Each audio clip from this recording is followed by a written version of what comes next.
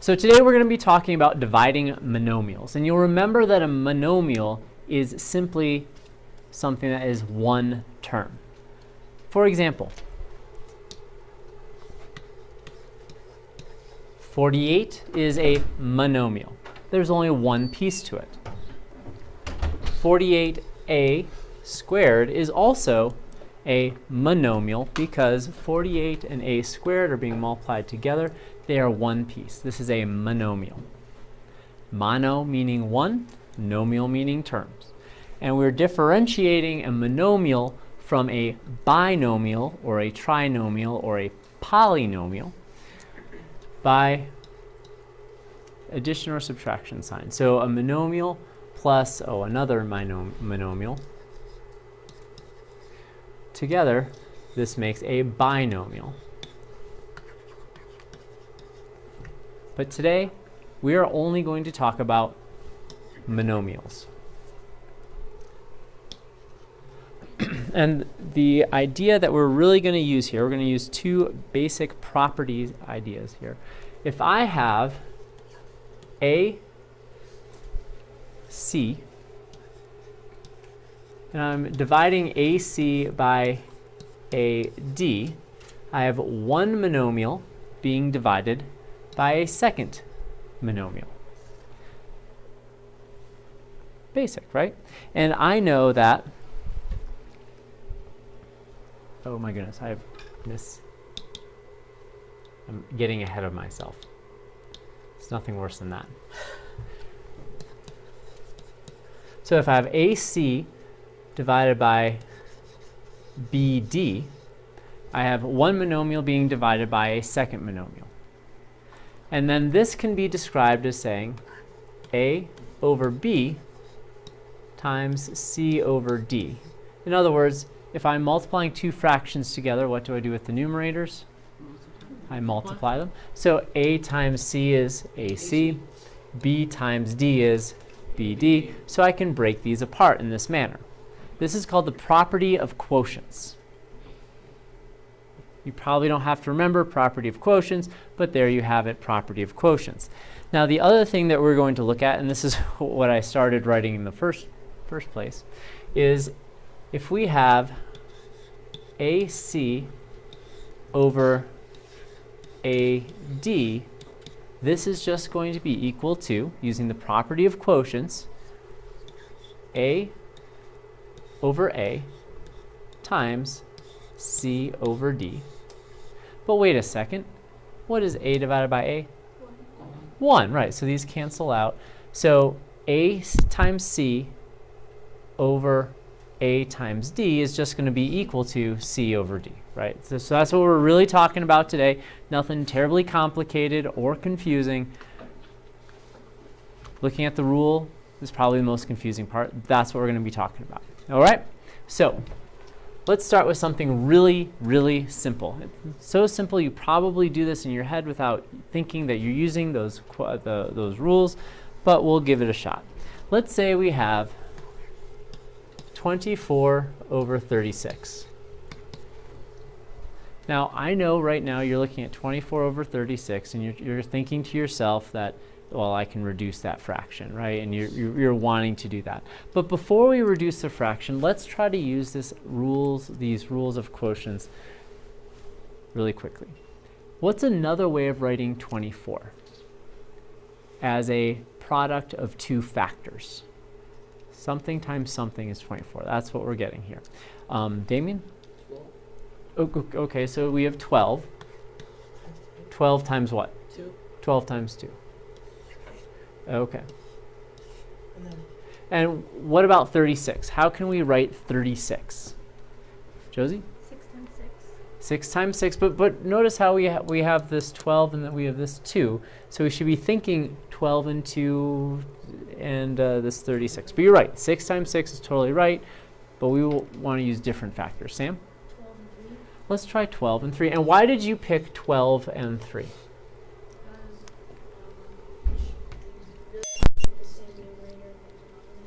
Right. We want the same numerator, same denominator. And so 12 divided by 12 is 1. And 1 times 2 is just equal to 2. 1 times 3 is just equal to 3. So 24 over 36 is also equal to 2/3. Simple, right?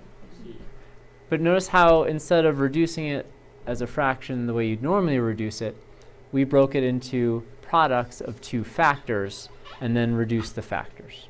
Okay, so let's try this one. And I want you to give this one a try yourself, to write it out the same way that we did this problem.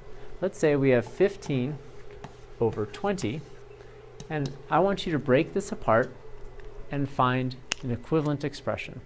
For you at home, I want you to stop the video and do this on your paper.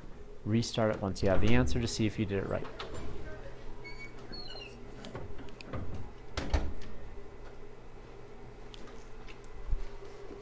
All right, so how did you break this apart? Henry? 5 times 3 over 5 times 1. All right, now what's our next step from here? Ava? We can say that 5 times 5 over 5 is 1. Okay. Questions so far? All right, so we're doing pretty well. Now we're going to make it a little bit more tricky. We are going to add variables with our numbers. All right? So this time we have 16xy over 18, oh, I don't know, how about x? So now this time we have some variables, right?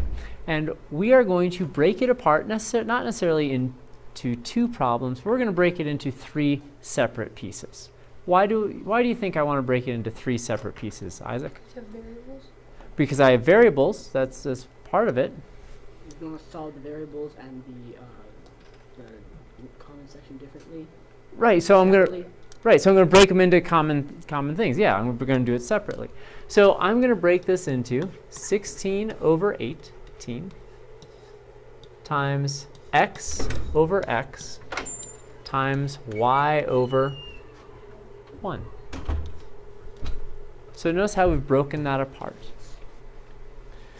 Now, obviously we can break this apart further, right? We can break it apart in, oh, what goes into 16 and 18? 2. But at this point, I think you get the idea here, right? So then, what does 16 over 18 reduce to? The mumbled is hard to hear. 8/9. Okay, 8/9. All right, there we go, 8/9. Well, what is x divided by x? 1. Oh, 1. So that will cancel. That will cancel out. What about y over 1? Y. Now, does y end up in the numerator or the denominator here? Numerator. Why do you think the numerator, Kate? Because in the beginning of the equation, when it's 16xy, the y is in the numerator. All right. Okay. So that one really isn't too bad, is it? No. Okay. I'm going to give you another problem, and this time I want you and your partner to work on it, and we'll see how we do. So this time, let's say we have, what's your favorite number? My favorite number is 7. 7. Okay. So let's say we have 7 abdo squared. What's wrong with abdo? Well, apparently we need 2. All right. Hey, count black card. That's life abdo. I know. Square is 1. Oh, yeah. All right. So this time I would like you to break this apart, and Well, it is 7 abdo squares. so here we go. Go ahead and get started. For you at home, pause the video, do it, and then start up when you have an answer and see if you got the same thing we got. All right, so what did we get here? How did we break it apart and put the pieces back together? Any takers on this one? All right, Johnny? I said, no, should I say enter or procedure? Excuse me? Should I say enter or procedure? The procedure would be great. So I did 7 divided by 21 Okay, so it's 7 over 21. times a squared over a and times x over 1. Okay, perfect. All right, from there, could someone take us on the next step? Right, Tacola? We simplify 7 over 21, which is 1/3. Okay. Oh. You may continue. Okay, and then square. Because the a and the a cancel each other out, so we use the square, right? So if I have a squared, well, what's another way of saying a squared? 8 times a A times a. Okay, so we have a times a. over a. So, oh, but Just leave. So it's a squared. Just a squared. it's just a. All right, because these cancel out, right? And we have just a. And then s over 1 is s, so then we just keep the s on the numerator. All right. Now, do I need this 1? No, because that 1 is sort of a placeholder when we had the 1/3, so we had a numerator. But so we end up with a s over 3. Let's try another one with just variables and exponents, shall we? Let's shall. Let's say we have x to the 6th over I would write this. x to the 8th. So let's break this apart. What factor do both x to the 6th and x to the 8th share? X. They both share x, but hold on a second. What power of x do they both share? X is 6. They both share x to the 6th, because x to the 6th would go into both of them. But we still have more x's in the denominator. So do you 2x by itself? Well, 2x is 2. over x. Hold on a second, time out. X Hold on. squared over x. Not bad. 2x does not necessarily equal x squared. 2x means x times 2. X squared means x times x. So unless x is 2, these do not equal each other. That's a common misconception sometimes. All right. And what would my numerator be in this case? 1. So x to the 6 divided by x to the 6 is? Just 1. X. It's just 1, because anything divided by itself is 1.